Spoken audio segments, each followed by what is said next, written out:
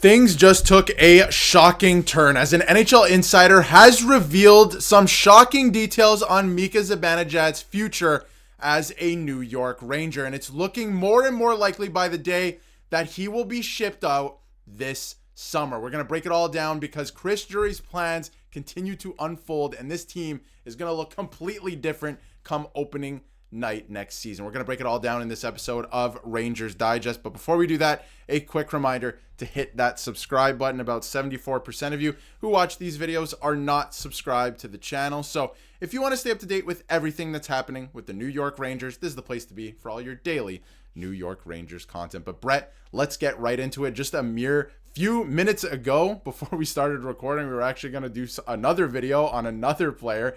But just a few minutes ago, a bombshell of a report from Arthur Staple has revealed that the Rangers and Mika Zibanejad's camp have already decided, and keyword already, they've already discussed it, decided that moving on would be best. So obviously there's been so much talk about Mika Zibanejad possibly getting traded since the end of the season, and more so in the last week after Chris Kreider was traded, and we broke that down a little bit on the channel last week. But it seems like now, with the no movement clause in place, he would be open to waiving it, and the Rangers and him could discuss a trade. So before we go any further, Bret, what's your thoughts on this? Because this is pretty crazy. There's been a lot of rumors out there, but nothing concrete. But now we know from Arthur Staple of The Athletic that, this could happen very soon. Yeah, well, Darius, my initial thoughts are it's kind of crazy because I predicted this a few videos ago. You asked me the question towards the end of one of the videos, and you said, after this Chris Kreider trade, is there any other potentially shocking move? We had the Alexis Lafreniere rumors, but I was really sold on the Mika Zibanejad rumors, and I know we had some conflicting reports there late last week, but look, I'm just reading the tidbits here. I'm just following the plan, and what Chris Drury has done, what he showed me, is that he's completely tearing down not only the New York Rangers, but what they used to look like, and he's going to transform them into a new era of New York Rangers hockey. Because, like I said, Trouba gone, Goudreau gone, Chris Kreider gone. Mika Zibanejad's part of that core. Like I said, the Rangers felt like they reached their peak, and Chris Drury said it's not good enough. So I really believe Mika Zibanejad, we're going to have a type of week like we had last week with Chris Kreider, where the rumors are going to be nonstop every day. You're going to have Larry Brooks, Frank Saravelli, Friedman, all these guys out there reporting on it.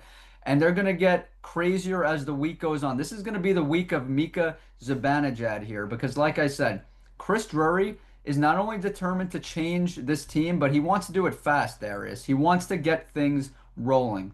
Yeah, he wants to make this team competitive next season. And, we've been talking since the season ended about Mika Zibanejad and possibly moving off of him.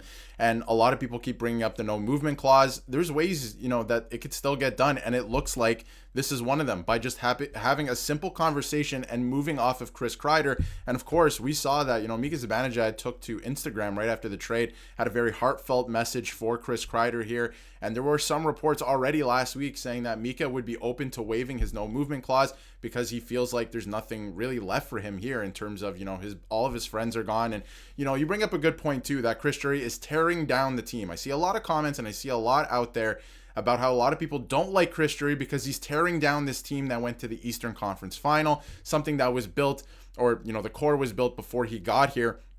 I would argue that a lot of those people are correct, but at the same time, I like to look at everything from a bunch of different angles. I feel like he's tearing down a team that he knows doesn't work, is getting older, and he's going to have to move off of at some point anyway. He wants to get younger, more skilled, and more feisty because, he's bringing in guys like JT Miller as well. You need somebody to lead the way. Not, you can't win with an entirely young team, but he's looking for some younger pieces as well. And this is from last week as well with David Pagnotta as well. He came out and said that, Mika Zibanejad is a name to keep an eye on despite his no move clause. So this has been, circling for a few days already at this point. And I wanted your thoughts on this as well because Phil Kosher, again, transcribing what Larry Brooks was saying just a couple days ago, right after the trade. I kind of mentioned this as well, but if Kreider is indeed moved, right before the trade, his best friend Mika Zibanejad might be more open to waiving his full no move clause if asked. The two men have grown inseparable over the last number of years. So this completely changes the team. If they trade Mika Zibanejad, I wanted to bring this up as well. They have a ton of cap space. Like, you're going to free up almost $22 million or $23 million worth of cap space, I should say, if you make this move. They can do so much with this cap space. So what are some moves you're looking towards? Again, this is not done yet, but I mean, they could do so much. I feel like this is kind of exciting because he wants to be competitive. Chris Drury, this is as soon as next year. And if you're freeing up that much amount of salary cap space, the team starts to make a little bit more sense. I feel like you have too many centers that make too much money right now. Well, there is something that's not going, it's kind of going unnoticed here is, let's not forget, the Rangers not only lost the captain, they just lost their assistant captain. And if they move on from Mika Zibanejad, that is another assistant captain out the door. So I understand Chris Drury wants to be proactive here, bring in some good young players. But you have a new head coach in Mike Sullivan. He's clearly going to be running the show. But I think it's important, and I'm gonna tease this now for a future video. The Rangers need to establish their leadership this season extremely fast, because we saw everything unravel this past season. And like I said, it started in the summer with Trouba, with Barclay Goodrow. So what Chris Drury is going to have to do, he's going to have to focus on bringing in young, skilled players like you and I have talked about, get faster, get more skilled, bring in game breakers. And there are certainly some guys on the market. I'm going to name a few here in just a second. But he needs to establish a captain. He needs to establish some assistant captains, because like I said, the Rangers are about to lose 2 assistant captains right here. So that's something that can't go unnoticed and is extremely important. We've spoken about Bo Byram. He is certainly an interesting name to keep an eye on. Buffalo seems interested in moving him. He's 23 years old, on the rise. He's a good defenseman. You could put him on the first or second line. He's one name that you obviously have to keep an eye on, especially with Keandre Miller out the door as well. But let's not forget, there is a disgruntled star who is probably going to be available on the market. I'm not going to name his name right now, but he is a disgruntled star that's looking for a new contract as soon as next offseason. And he is a name to keep an eye on for sure. Because like I said, the Rangers want game wreckers. They want guys that are on the rise, younger players. These older stars, they tend to get inconsistent as they get older. And that's what's happened with the Rangers. Their older stars have gotten inconsistent. Chris Kreider, Mika Zibanejad. Luckily, Panarin has stayed at the top of his game. But you can't build a sustainable franchise with older stars, Darius. You know this. You need younger players that can really push things forward. And Chris Drury has his eye on a few. Bo Byram, a disgruntled star I'm not going to name. He is in the Western Conference. I'll get into that in another video here. Yeah, and we got a ton of, players that could come in via trade offer sheet. That's something we're going to talk about in a future video as well, because the Rangers are going to be very active in terms of offer sheets, both getting players on an offer sheet and letting players go via offer sheet. So that's going to be pretty crazy. But you bring up a good point. They have to establish a leadership group. Like, I feel like it's the draft, free agency, trades. Get those all out of the way. As soon as that's done, name a captain and new assistant captains. Get that done as soon as possible so you can come into camp with that. And again, there's no guarantee that Mika Zibanejad will be traded, but I think that, if they both want to move on at this point, they're going to find Zibanejad a new home this offseason. It just makes sense. The team is going to be so different heading into next season. And, I thought this was interesting from Frank Saravalli as well. He said, if you're Mika Zibanejad and you've got your full no move and you're standing on that ground, which of course, and personally, I agree with this, that, if it's in your contract, it's in your contract, right? You can use it, no problem.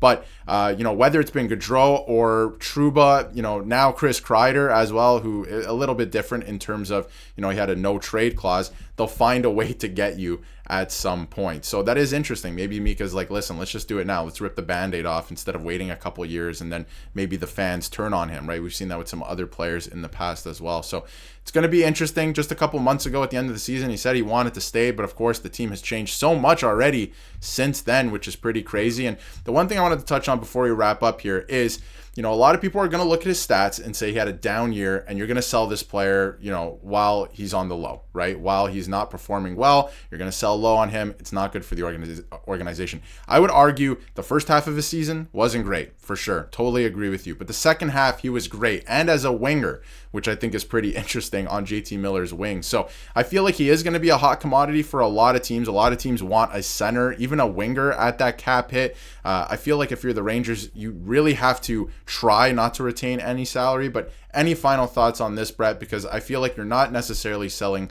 low on this player. I think a lot of teams are going to be interested in Mika Zibanejad, and this truly is, at this point, a brand new era for the New York Rangers. Yeah, well, Darius, my final thoughts here are I want to make sure that I'm clear and firm that I would move on from Mika Zibanejad. And look, this is a player that is 32 years old, and he's coming off a couple down years here, Darius. The last 2 seasons, we've seen a big decline. Just a few years ago, he had 92 points.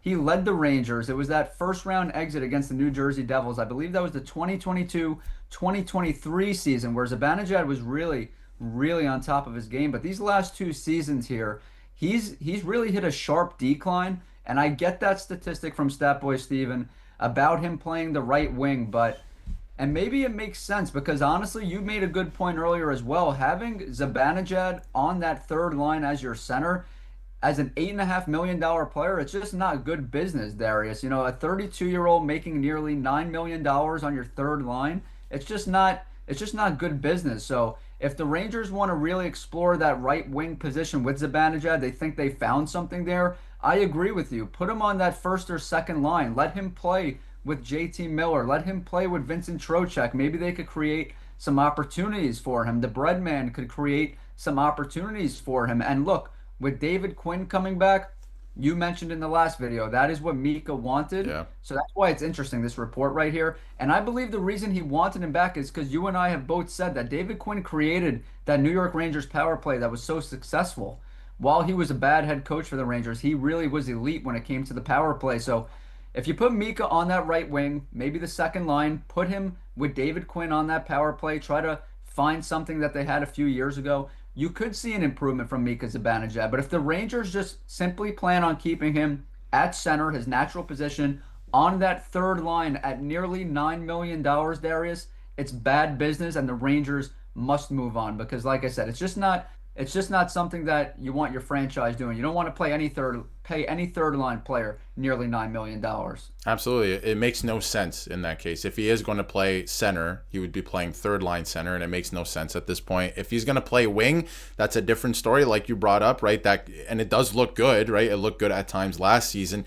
But then you really have to break down the fact of, how old he is and the fact that he's going to be playing wing at that cap hit for that many years still. And would you rather bring in a Jason Robertson, not necessarily on that wing, but Jason Robertson or a JJ Peterka, right? Or there's so many other options out there that are younger and maybe you can't win with them just yet, but you're certainly going to be competitive and they're going to take steps and they want that opportunity to play with players like Artemi Panarin as well. So it's something that they're, I'm sure they've already considered, and it sounds like they're ready to move on. It would be best to part, but now there is still a hard part involved, which is finding a team to take the contract and a return that does make sense for the New York Rangers. So it's going to be very interesting to see what happens here with Mika Zibanejad, but by all accounts, all reports from Arthur Staple, Zibanejad's camp and the Rangers, they have already decided that it is best to move on from each other, and whether or not a trade actually formulates here in the next couple of weeks, we will keep you updated here on the channel. But we want to hear what you have to say about Mika Zibanejad and possibly